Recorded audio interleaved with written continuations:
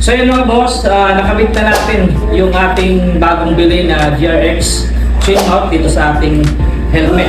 And ito na yung resulta na nakabit na natin yung ating chain mount dito sa ating helmet. So sa mga naghahanap ng chain mount at talagang matibay na chain mount, ilalagay ko yung link dyan sa may yellow basket mga boss.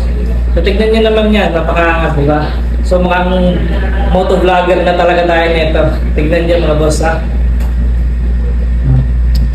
So yan yung forma pagka nakasuot yung action camera dito sa ating helmet. At siyempre gamit itong GRX sa ating chain mount mga boss. Ayan. So ready na tayo sa mga gala natin. Kaya kung gusto nyo na ito, ilalagay ko yung link dyan sa may yellow basket. Kaya check out mo na habang available pa at nakasale pa sila ngayon mga boss. So let's go! Okay.